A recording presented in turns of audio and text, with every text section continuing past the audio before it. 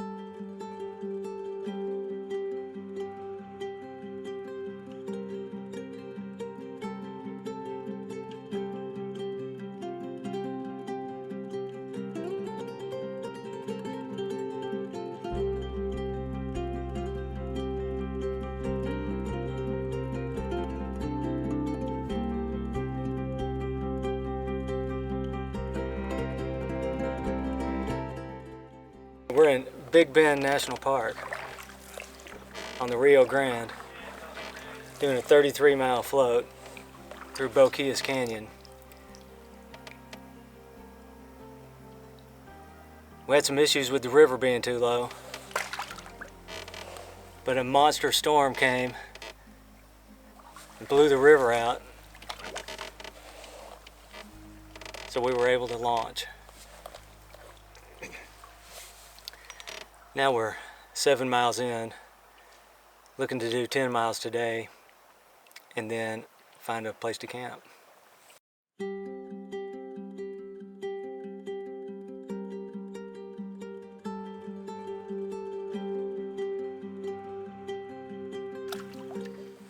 Our first 5 miles before we got to the canyon were through the open desert. It was hot. Mid-90s. But now we're inside the canyon and we've got some shade and things have cooled off.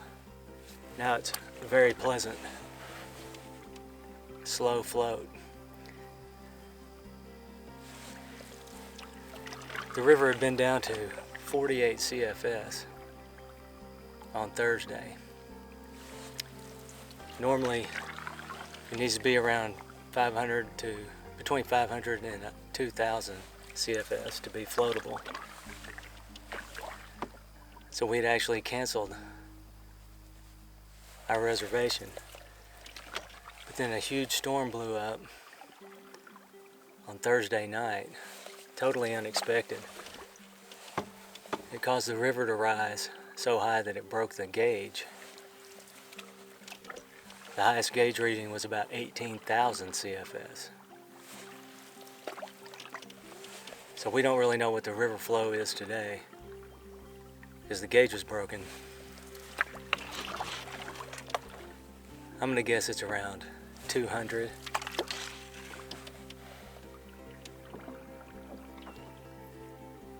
Hopefully it'll stay like this for our next 3 days of paddling.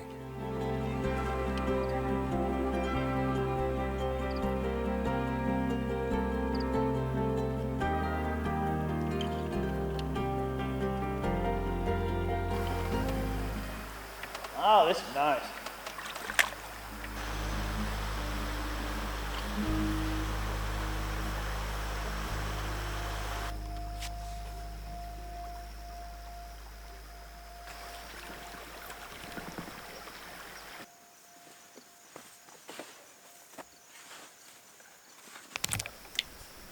Our first night's camp, not in an ideal spot, but it was getting dark. We had to take what we could get.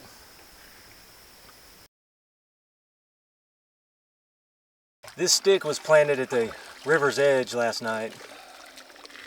You can see this morning the river's way down there now. I'm canoeing with two clean freaks. They insist on having a spotless boat and equipment.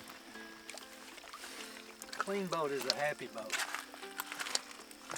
Even though we're immersed in mud, 360 degrees.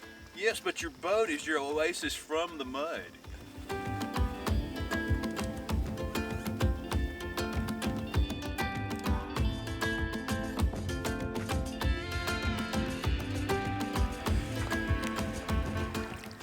Back on the river, man, shit. It's gonna be a great, great, great fucking day. We're planning on 10 miles today. We'll get 2/3 of it knocked out, and then we'll have 5 miles each for the last 2 days. Took us quite a while to break camp this morning.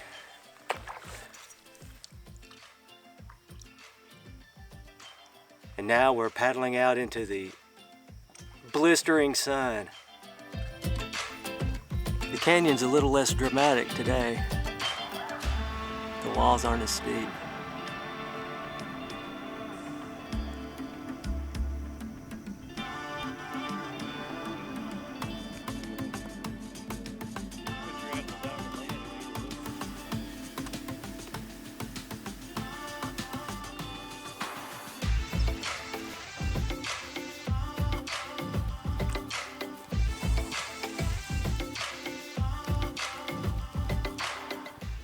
Taking a little rest stop under an overhang here. Shade is very hard to come by today.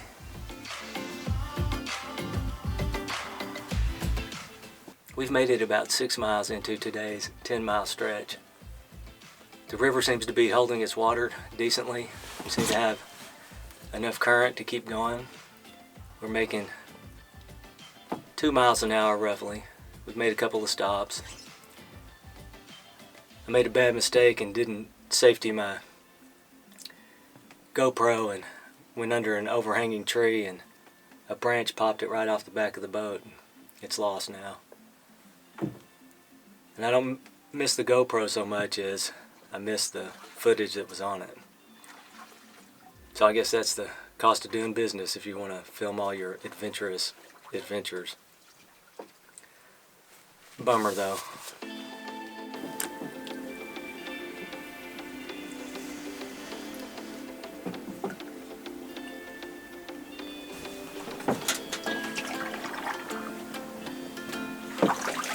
Jay stroking on the Boquillas. The Rabbit Ears Formation.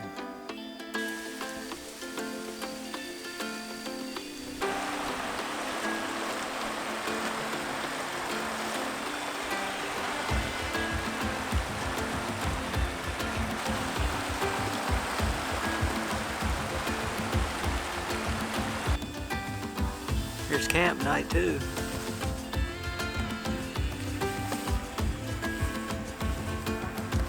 There's nothing better than hot Coors Light on the river. So true. I think it was Ruby. I was in the boat with Phil, and I remember seeing Dale, and the waves were like 20 feet high, just big standing waves.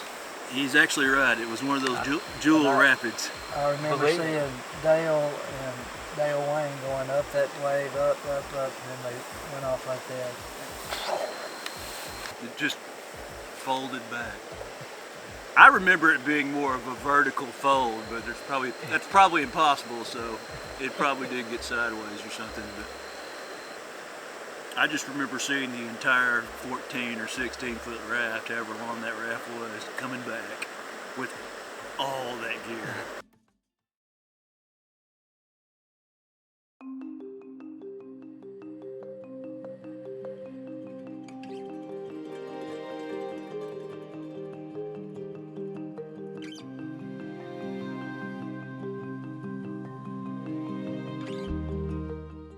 We got about 10 miles down to Stillwell Crossing, where we'll spend our last night.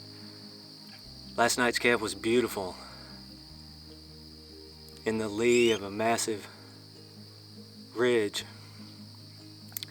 We got one more night and then 3 miles out to get our pickup. You're pointing the wrong way. We're speculating that all this dead river cane is some kind of National Park Service project to try to get rid of the invasive scourge on the river.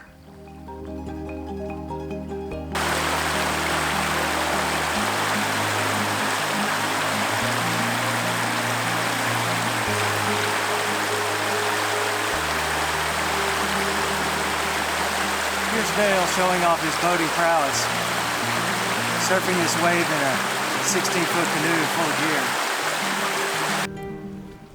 We had a temperature guessing game. I guessed 87. I guessed 88, didn't I?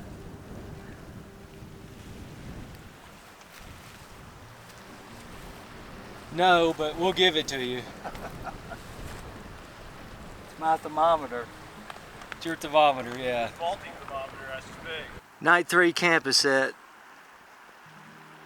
in the shadow of this big ridge. Then after you prove your RTD was correct. This was the best rapid of the trip, but we didn't know it was coming up, so I didn't get out ahead and get video of somebody running it. And I can't talk Dale or Dad into bringing their canoes back up here and running it again. All right, we've gone to bed now, and we're surrounded by wild donkeys. I'll try to see if I can catch one braying on camera. It's kind of funny, but kind of scary because donkeys are known to be unpredictable.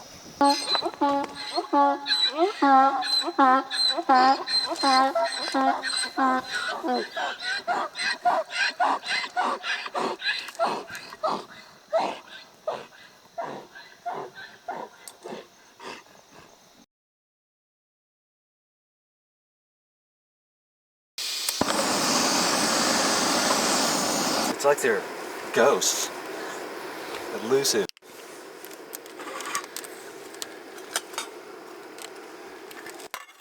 Perhaps some kind of super donkey. Some sort of weird donkey hybrid. Yeah. I see.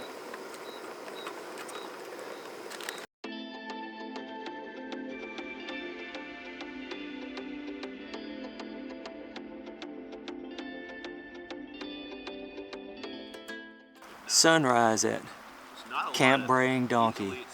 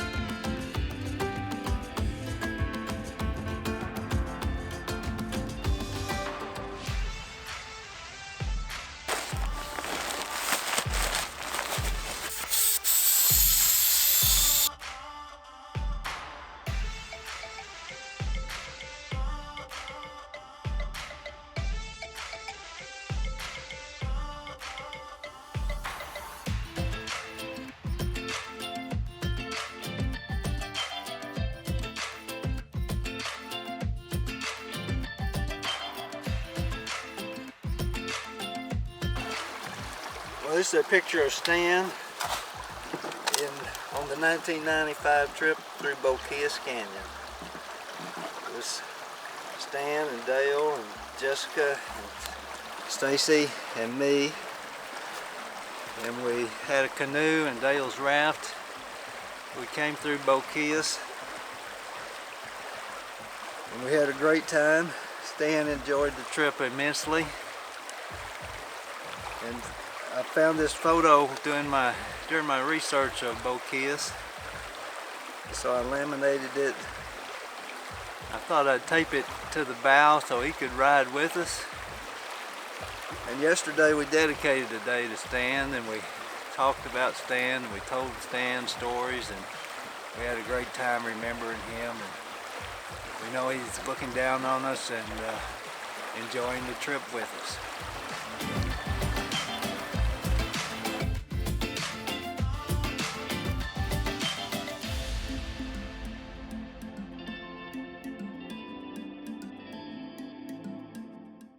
We're back on the river. Final day. We just have 3 miles to go for our pickup. I've already flown my drone into the river, so that was nice, but recovered it. Rick, give me a reenactment, Don. Of what? Just hold it up will be. Yeah, I was gonna say, I pulled it up with my feet. Look, I found it! He found it. Oh my God! And just over Don's right shoulder, we see the pock mark in the wall that was key to recovery. That is true. You're right, that was good cute. call on that on the mark, because he found it within what, 5 feet of it? Good find. Yeah. I'm glad you found it, Don. It was about this far out from the wall. All right, we're here at the site of the dreaded drone crash, where we have all been barefooting it through the water trying to locate the drone. Finally, the drone pilot stumbled upon the drone. I'm sure he's going to say he had a method, but I think it was sheer accident. So, crisis averted because he already lost his GoPro. We'll see if we can dry it out and make it work. Last night we slept in the land of the braying donkeys. Camp braying donkeys. They're loud and they don't ever stop.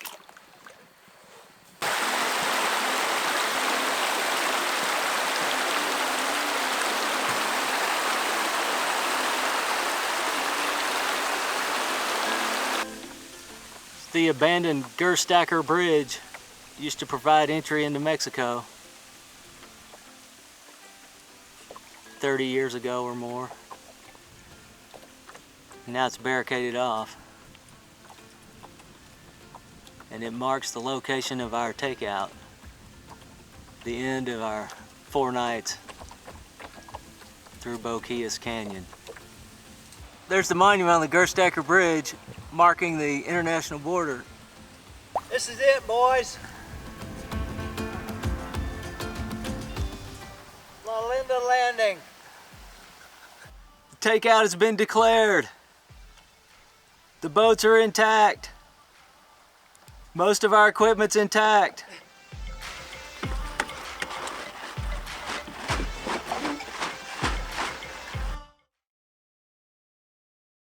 Pre-COVID times and pre-border madness, this was the crossing over to Boquillas, Del Carmen.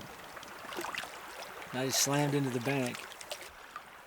The border crossing at Boquillas Del Carmen. Deserted now with the border closed. No, people in the distance.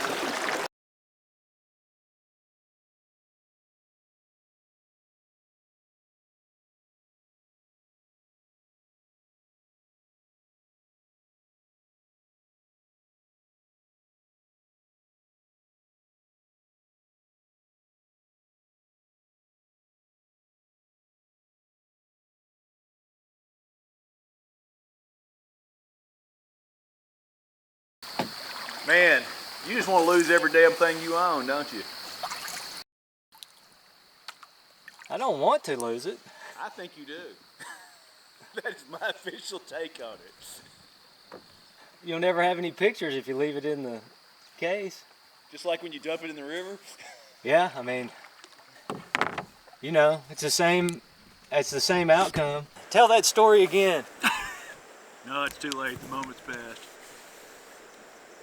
You start it, Dad. I don't believe in fake reenactment. You won't even remember it was a reenactment 20 years from now. Well, I think You're watching it.